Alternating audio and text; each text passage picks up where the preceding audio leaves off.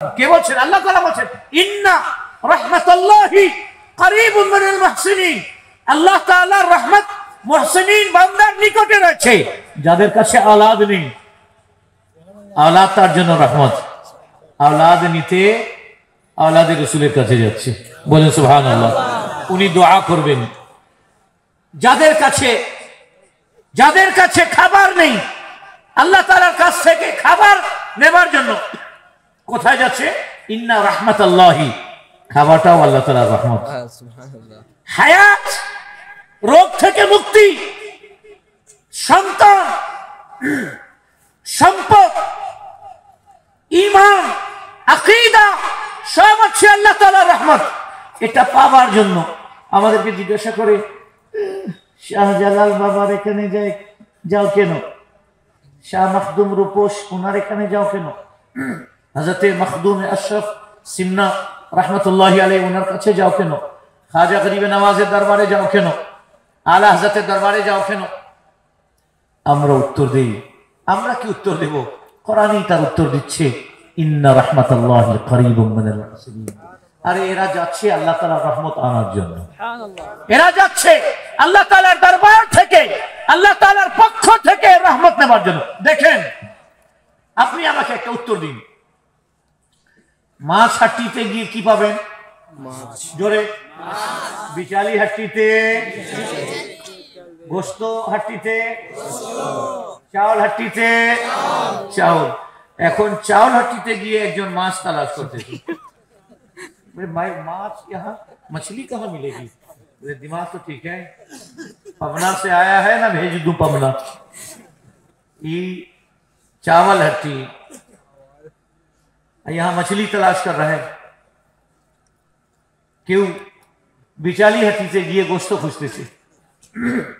মনে রাখো, নোট করো, যারা বলে আমরা নবী আলা কাজ করতেছি, ওখানে হত্যা করা হচ্ছে। নবী আলা কাজ তো হুজুর গরিবে নওয়াজ করেছিলেন। জোরে বলো সুবহানাল্লাহ। গরিবে নওয়াজ কাউকে হত্যা করেননি, বরঞ্চ 90 লক্ষ কাফের মুশরিককে, বৃক্ষের পূজারীকে, মূর্তির পূজারীকে, সর্পের পূজারীকে, বানরের পূজারীকে, সূর্যের পূজারীকে, চন্দ্রের পূজারীকে, গাভীর পূজারীকে, শিবলিঙ্গের পূজারীকে, 90 লক্ষ কাফের মুশরিককে গরিবে নওয়াজ একাই মুসলমান। পুরো ডাগার ডাগার নাগার নাগার যত করছো, 90 লক্ষ তো দূরের কথা, 9 লাখও করতে পারো নি। ঠিক কিনা? আর আমার গরিবে নওয়াজ মুহসিনিন বান্দার যিনি অন্তর্ভুক্ত, আমার গরিবে নওয়াজ সুলতানুল হিন্দ গরিবে নওয়াজ, আজকে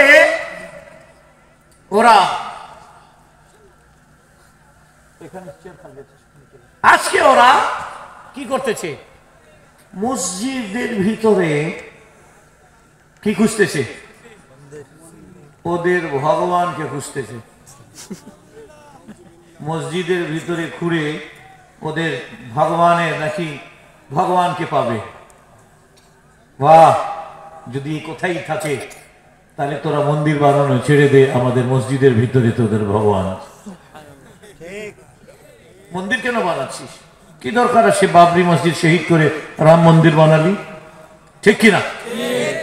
রাম মন্দির বানালি কেন? তোরা তো বলছিস এই মসজিদের ভিতরে খুঁড়লে ভগবান পাওয়া যায়। তো ভগবান তোদের মন্দিরে नहीं,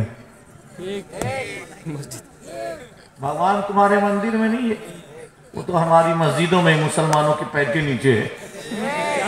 अब कब से है अल्लाह जानता है, कब तक रहेगा अल्लाह जानता है। पता चला तेरा भगवान तहता कदम है मुसलमान।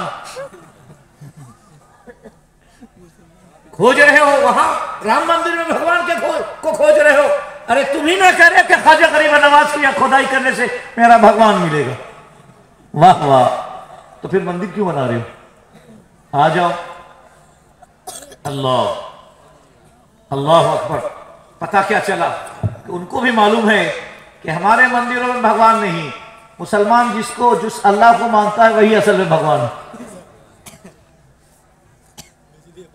माने अल्लाह को हम भगवान में नहीं कह रहा, माने उनके लफ्ज में, जैसे वो गॉड कहते हैं, ईश्वर कहते हैं, भगवान कहते हैं।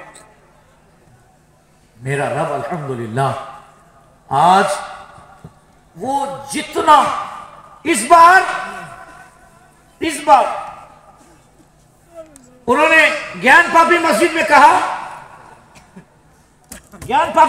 कहा कि ये हिंदुओं का मंदिर था, बोला कि नहीं? अच्छा,